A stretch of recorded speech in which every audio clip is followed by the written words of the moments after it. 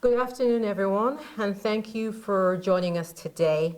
We're pleased to welcome you to the Mayor's Conference Room here at the City County Building for a very important and exciting announcement, a significant financial milestone for the City of Pittsburgh. Here to make that announcement is the Honorable Mayor Ed Gainey. Sir.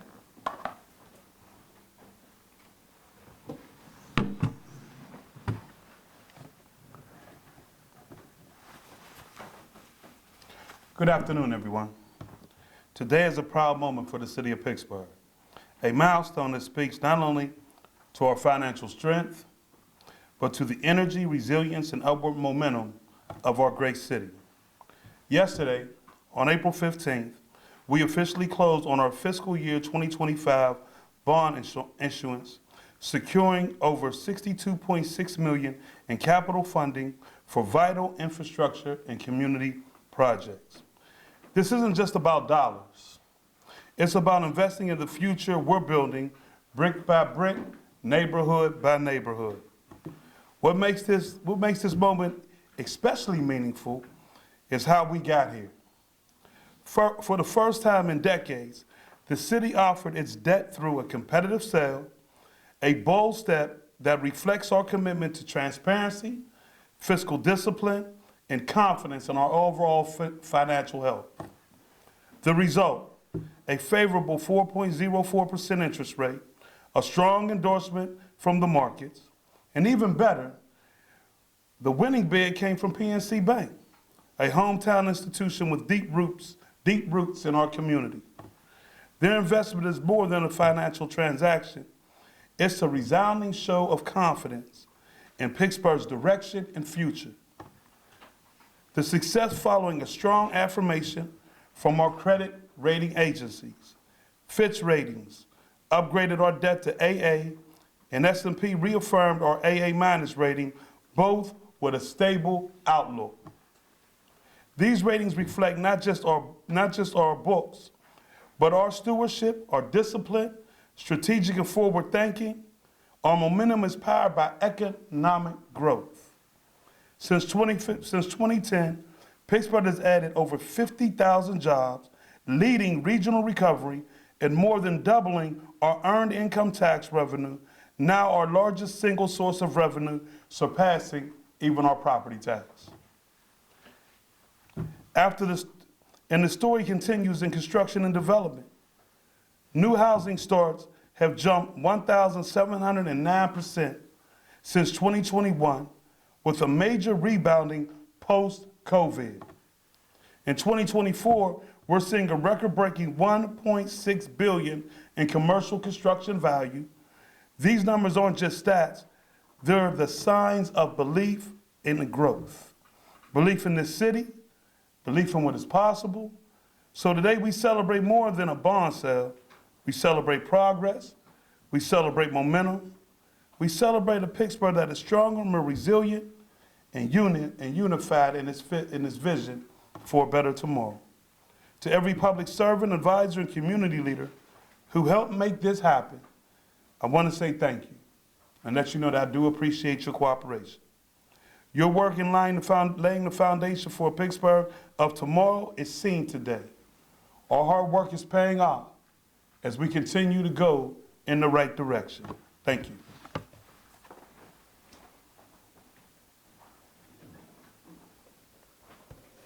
Thank you, Mayor Gainey. Now to provide insight into the details of the bond issuance transaction, please welcome our city's Director of Finance, Jen Gula.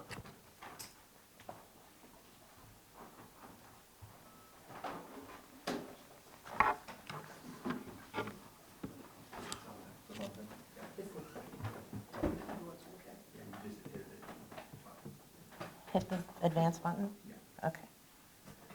Good afternoon, everyone. I'm Jen Gula, the Director of Finance and the City of Pittsburgh Treasurer. So basically, the transaction is as such. We received yesterday at closing over $62 million in bond proceeds to fund this year's capital budget. We had 12 bidders and received 10 bids. The winning bidder obviously was PNC, and they bid an interest rate of just a little over 4%. About 1.5 million of those bonds were sold at premium, which actually allowed us to achieve over $9 million over 20 years.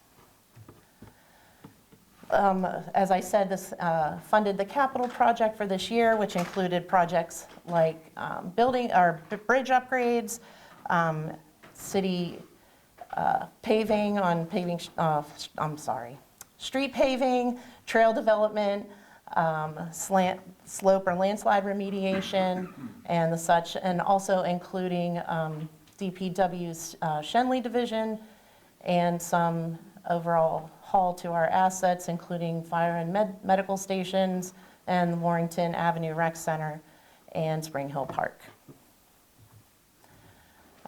This process, if you didn't know, is a very long, involved one, and thanks to all the team members, which includes my department, myself, as well as my deputy, Ian Fitzgerald, the Office of Management and Budget, including the Deputy Mayor and Director Jake Pollock, and CFO Patrick Cornell, and also members of the Capital team, Dave Hutchinson and Brendan Kotikia, Department of Law, especially the Deputy Solicitor Jesse Exelis.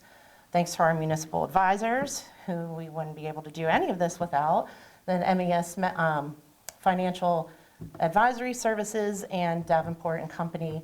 Our bond counsel is Clark Hill. Our disclosure counsel is Dinsmore. Our paying agent we use is BNY Mellon. And our underwriters, of course, the winning bidder was PNC.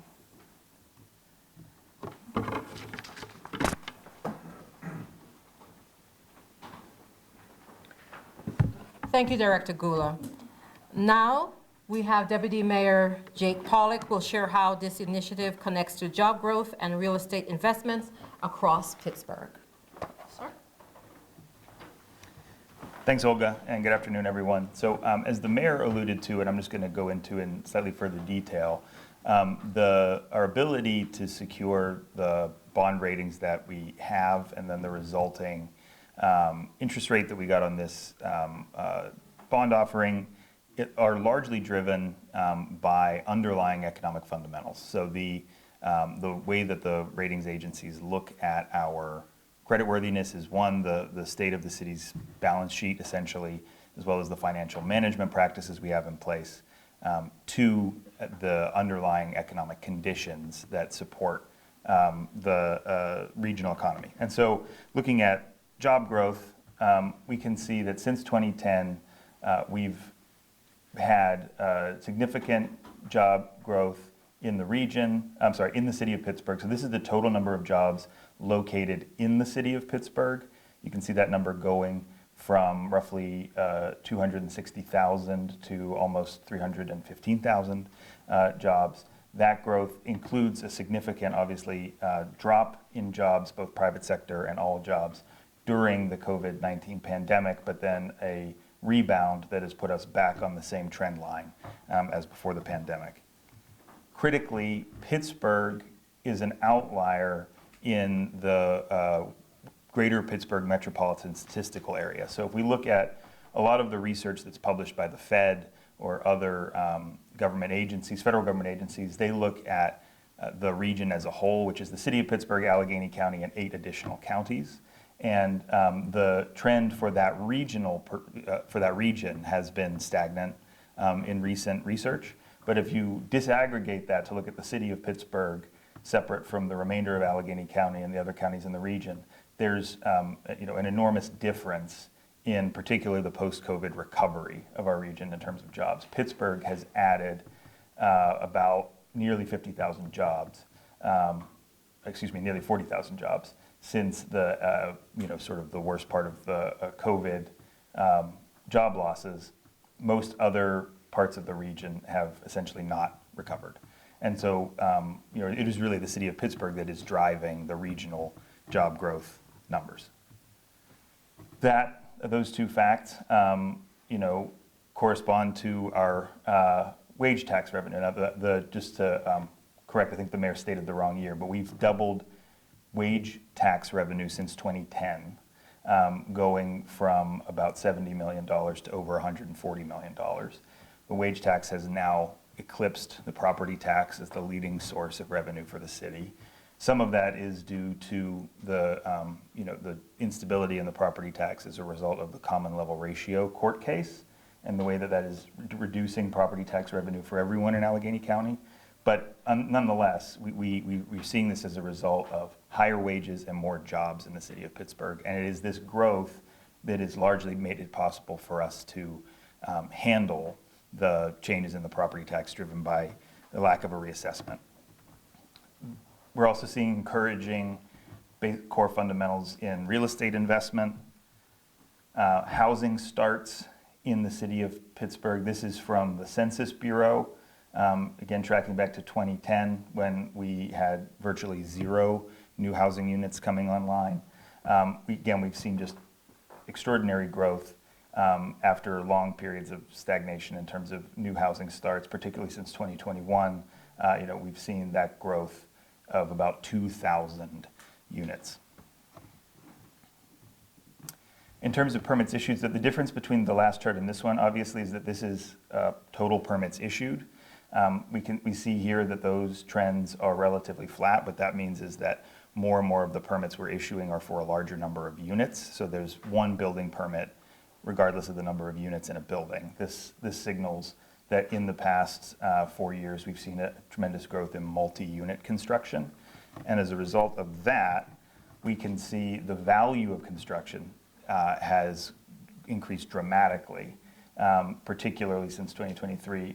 In 2024, we had a record year of $1.6 billion in value for building permits issued by the city of Pittsburgh. You can see that the corresponding increase in commercial construction value there, while the residential construction value remains consistent.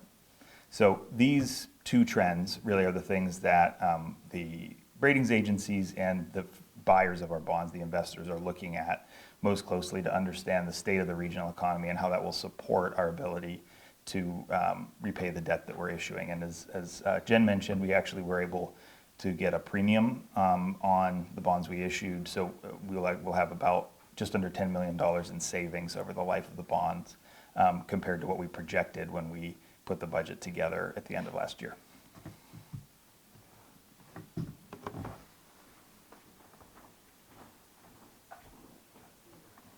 All right, guys, based on the information that you have received, we will take questions only about what you're hearing at this press conference. Questions must be about the bond issuance. No other questions will be accepted. Are there any questions regarding the bond issuance? Yes. I have a question about the budget. The gentleman here had his hand up. Yes? What's the term of the bonds in terms of when do they finally come to maturity and we have to pay out? And can you elaborate a little bit more on some of the specific projects that the revenue will go towards? So, elaboration? Sure. Okay. Well, elaboration is all the projects that are actually listed out in the 2020 budget, which is available publicly. So most of those are, infrastructure projects, larger projects, which is why we would take a bond for them in general. They usually have a life of over 20 years, which is actually the length of the bond issuance. So. The maturity. Oh, yeah. Okay. Andy? Yeah, and just talking about the budget and the fiscal health of the city, the controller sent a letter to the council yesterday concerning usage of overtime, spending on overtime. Basically, she's saying that 70% of the overtime budgeted has been spent in the first quarter. And she attributes this to a lack of hiring in police and EMS and others. Are you running out of money to pay people? And the council is projecting a $15 million deficit in overtime. No, we're not running out of money to pay people. the numbers that the Controller's Office produced, we received them yesterday as well. We're reviewing them. We think that they may have calculated in an additional pay period to the percentage. But in any event, we will have final, completely closed numbers on the first quarter on May 15th. Every quarter we produce a quarterly report 45 days after the quarter is closed. We'll know at that point where exactly we are on overtime spending. It does appear, that we spent a significant portion of our overtime budget in the first quarter. It's not unusual, between a snowy winter and a significant portion of that overtime spending happening in the Department of Public Works, whose overtime is fairly seasonal, right? It goes up at the beginning of the fiscal year in January and February, and then again in November and December. So it's not particularly surprising to us that a big portion of the spending happened there. In public safety, again, another major overtime driver is the St. Patrick's Day Parade, which happens in the first quarter. There are about 2 events a year where we have unreimbursed overtime, where we provide that for major events, St. Patrick's Day and the 4th of July. So we're keeping a close eye on it. We will have more apples-to-apples figures. We don't even have closed financials from the Controller's Office on March yet, which again is not surprising for this stage in April. So we're going to be continuing to monitor this. In any event, we're confident that we have the flexibility to manage the cost of overtime for the year. You hired 100 more people in Public Works. That should have cut down overtime, but you've spent, according to the controller, 75% of the Public Works overtime budget. Yeah, hiring more people in Public Works doesn't reduce our overtime spending when it snows on the weekend, Andy. So we still have to pay those costs when the weather requires it in that example that you're using. Okay, Police, you have Andy, the marathon, you have Andy. all these concerts coming up in the summer. Yeah. You haven't even started like the special events that are going to require massive police overtime. All of those are reimbursable. The marathon pays us for the overtime that they use. The concerts pay us for the overtime they use, so they won't hit the underlying overtime number.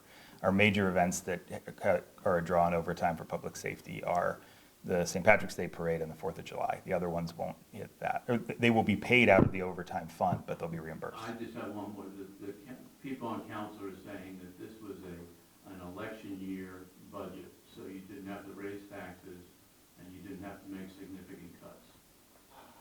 Yeah, we have seen positive movement on overtime spending year over year for the past several years. We based our projections on how much we needed in this year on that, and we'll know when we produce the first quarter report where we stand, but we're not concerned about our ability to meet our In obligation. general, they're talking about an underfunded budget, so you didn't have to raise taxes, Yeah. you didn't have to make significant. They're entitled to that opinion. That's not the case, and we are confident in our ability to meet our spending requirements. Is there any other questions from any other reporters regarding? Yes. Yeah, could someone just explain for us a little bit about how different we think the interest rate was by taking this different approach to the bond issuance as opposed to taking the standard? Thank you. Sure. So basically, it went to the lowest bidder. Normally, we would pre-pick prior to starting our, sales process, an underwriters group, so to speak, and then they would take those bonds to market, and the market then, depending on, we would determine the all-in interest rate. In this case, we got it up front and picked the lowest one, so we had more of control over what that interest rate would be. Do you have any idea of what the rate might have been had you taken the other approach? Is there any way to estimate that? Probably just, I can't really, I would assume it would be a little bit north of 4% and not closer to, but with the market changing, especially the way it is today, I wouldn't guess to speculate. You're welcome. Is there any reason that the city didn't pursue this method in the previous bonds?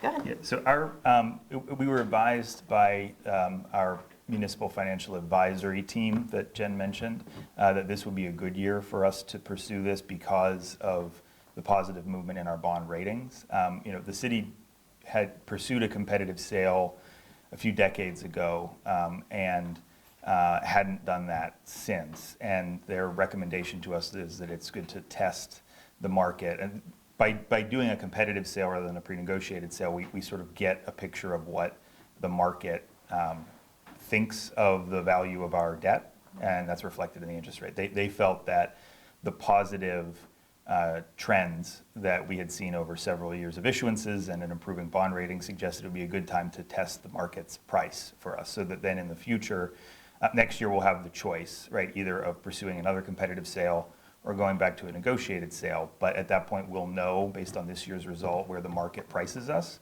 and that'll help us, if we choose a negotiated sale, we'll know what number to negotiate towards.